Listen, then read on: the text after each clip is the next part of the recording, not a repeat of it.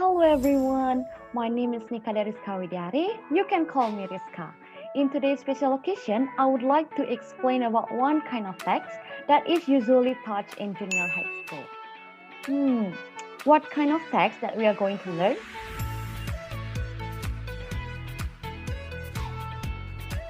Well, we are going to learn about descriptive text. I think you already familiar with this kind of text. So what is descriptive text? Well, descriptive text is one kind of text which says what a person, place, or a thing is like.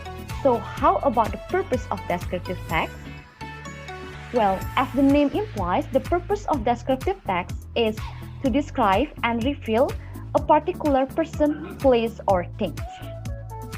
So now let's move to the generic structure of descriptive text. Basically, descriptive text consists of two structures. The first one is called as introduction, and the second one is called as description. In introduction, contain the general introduction or the general information of a person, place, animal, or object that want to be described. On the other hand, in description, contain the specific description or the specific information of the descriptive text, including the characteristic, appearance, and other unique facts of person, animal, place, or thing. So, to make you become more understand about the generic structure of descriptive text, now I'm going to show you a simple example of descriptive text. You can read it for a while.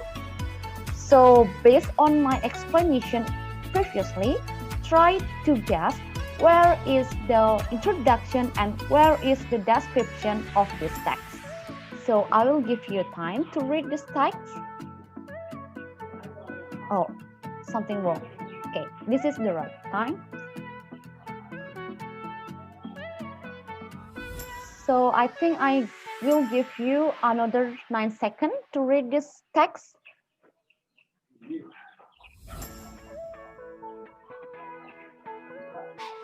Okay, time is up. So have you finished it? Okay, I think you already finished it. So here is the answer of the structure of this text. This sentence is the introduction of this text, in which this part tells about the general information of this text, in which about the writer's room.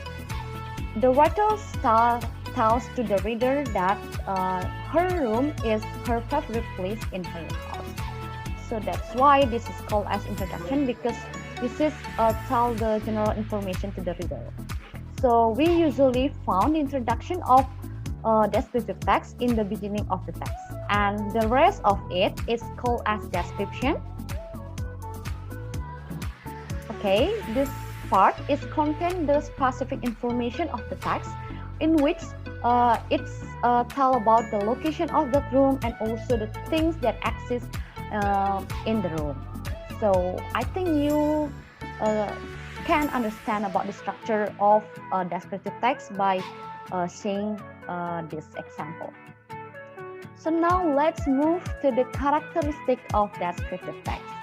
So there are 4 characteristics of descriptive text that I want to explain to you in today's special occasion.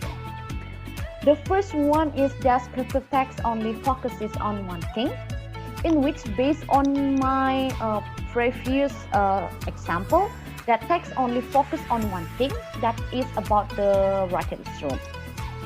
And the second one is descriptive text usually using simple present tense. Why descriptive text using simple present tense? Because descriptive text usually tells about fact of object that being described. So about the pattern of descriptive text is you can see it on the slide. The first one is subject and then followed by verb 1, or it can be followed by to be, including am, is, are, and then followed by object. So the third characteristic of descriptive text is descriptive text usually use adjective to clarify the noun. For example, a beautiful beach. Here, the adjective beautiful clarify the noun beach. And a handsome man. Here, the adjective handsome clarify the noun man. And etc. Many more example of it. And the last characteristic is descriptive text, usually using action verb, in which action verb is a verb that show an activity. For example, run, sleep, cut, and many more. So now let's talk about how to write a descriptive text. So yeah, we can write descriptive text easily by using a strategy that is called as please strategy. So what is please strategy? Please strategy is one strategy that we can use in writing. This strategy can help us to start the writing and help us to write step by step until we finish our writing. So to make you become more understand about please strategies, so please pay attention on this slide. Actually, please strategies stand for P for pick the topic, and then L for list the ideas about the topic, and then A for activate the paragraph with a topic sentence, and then E for evaluate the list of ideas and plan the best way to organize the ideas, and then S for supply the supporting sentences, and the last one is E for end with a concluding sentence and evaluate your work. So to make you become more understand about please strategies, so let's take closer into each step of please strategy. The first one is P for pick the topic. Here, if your teacher gives you the opportunity to choose the topic by yourself, here you can choose or pick the topic that is closely related to you. For example, you can describe or you can write something that you like or something that you become your favorite. For example, you can write or you can describe your favorite person or your family, and then you also can describe your favorite place or places you have been, and then you also can write about your favorite animal or thing and many more. So because when you write something that you like, it will make you enjoy your process in writing, so that you will put all of your effort on it, so that it will be influence your result of the work or the result of your writing as well. And then the second step is called as list the ideas, in which in this step, you need to list all information about something that you want to describe. For example, you want to describe your room. Here, you need to list all information that describe your room. So now I already provide a list of ideas that describe about the room. Here is it. You can read it on the slide to make you become more understand. Okay, have you finished it? Can we go to the next step? Okay, I think yes. The third step is called as E, or evaluate the list of ideas and plan the best way to organize the ideas. Here, after you already collect the ideas and the information about the thing that you want to describe, here you need to organize the list of ideas, which ideas that will be used and support your topic. And then here you also can get rid the ideas that are not appropriate to the topic. Not only that, in this step you also can find more ideas to support the topic if you think that the data that you obtained in the previous step is not enough. And then you can plan the best way to organize your ideas by making a simple outline in a piece of paper. So here is the example about how to organize your idea. Here you can group the list of ideas that belong to the thing that exists in your room. For example, if you want to describe the room, And here also you can group the list of ideas that belong to the atmosphere of your room, and grouping the list of ideas that belong to the location of the room, so that your list of ideas is organized and structured. So that's all about the list of ideas. And next we are going to talk about the next step, that is A, for activate the paragraph with a topic sentence. Here in this step, you need to write a sentence which underlies a paragraph in which the sentence is the most general sentence. This sentence should be able to introduce the ideas that want to be discussed in a paragraph.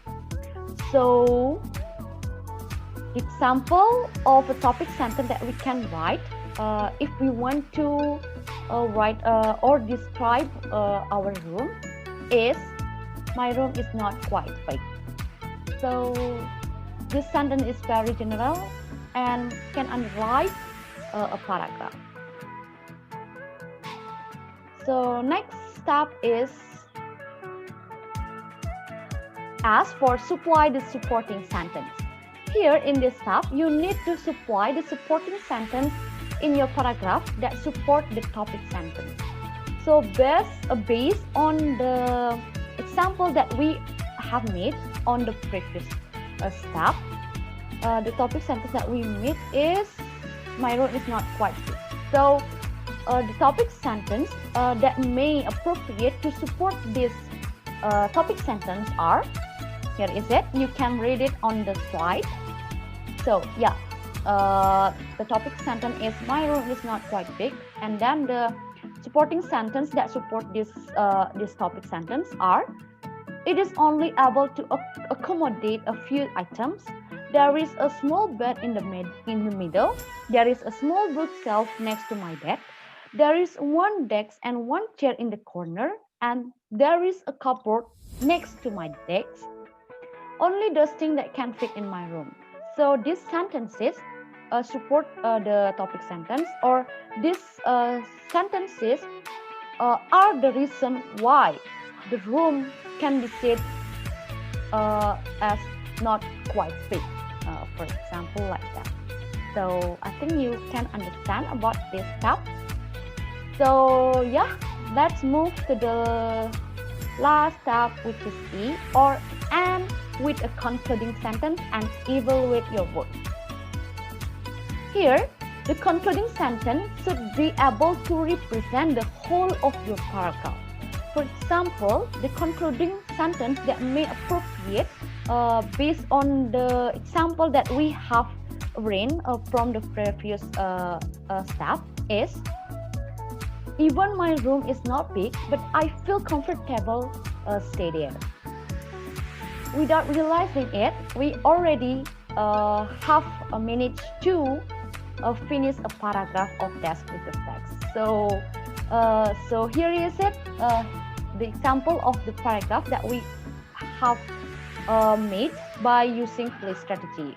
It's very easy, right? We can organize our writing by using place strategy. So here is the example of our paragraph. And not only that, in this last step of the strategy, you also need to check and edit your writing. You also need to check the grammar of your writing, and also the punctuation of your writing, and the spelling of your writing, and etc. So yeah, I think that's all about our lesson today. I hope you can understand it, and if you still confused, you can repeat this video again and again. So thank you so much for your kind attention, and see you in the next lesson. And don't forget to stay healthy and stay positive. Bye bye. Thank you.